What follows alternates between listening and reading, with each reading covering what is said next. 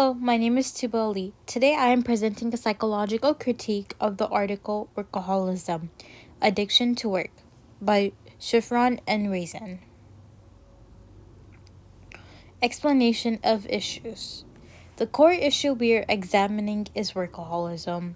While often praised as ambition, the authors argue it is a compulsive disorder involving a loss of control. It leads to the neglect of health and social duties, functioning as a progressive condition that requires serious psychological intervention. On slide 3, we look at the Adlerian perspective. This view sees the individual as a creator of their lifestyle. As Robinson's definition suggests, the workaholic is physically present but emotionally absent. Because they use work to solve existential fears, they are using work as a tool to gain a sense of significance and safety in an unpredictable world.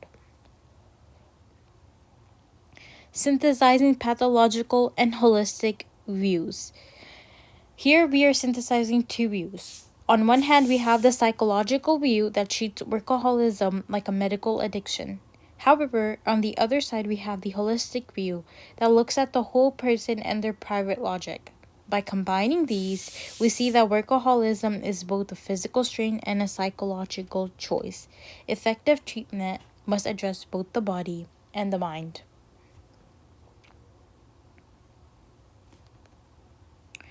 Evidence of harm.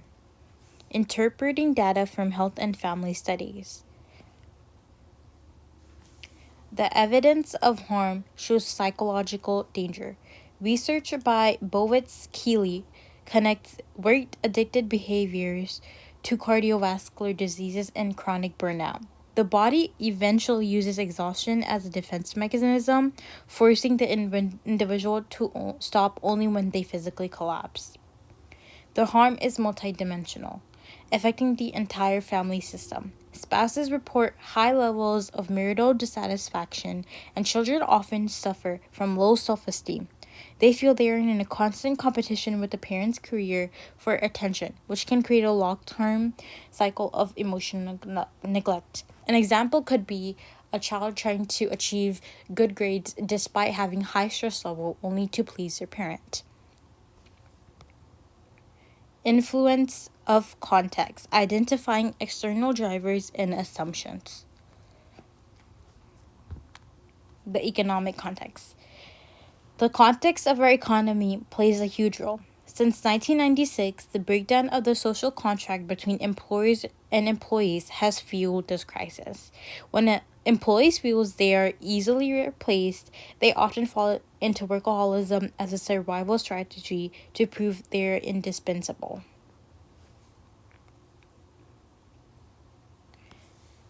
A pervasive social issue. Workaholism is a pervasive social issue. As Louis Uccitelli describes in The Disposable American, the fear of layoffs and economic instability has created a culture of overwork. This isn't just an individual problem, it is a societal one, where one economic structure encourages addictive behavior for the sake of job security.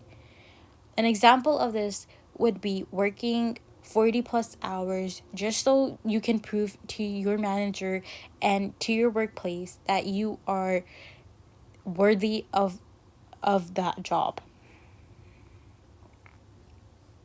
Position and perspective.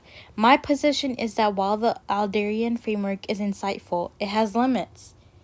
It assumes workaholism is a psychological choice.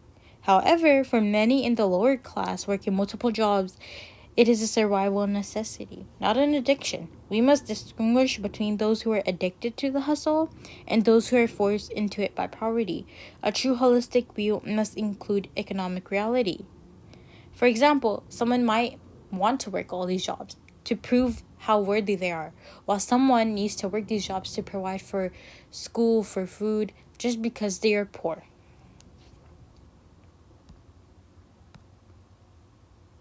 Conclusion. In conclusion, workaholism is a search for significance in a demanding world. To solve it, we need both individual therapy and a corporate shift that values balance over constant output. We must stop praising this addiction and start valuing human health. We must find a true balance in between what work life is and what actual life is. We need to separate the two. These are the references used for this presentation. Thank you for your time.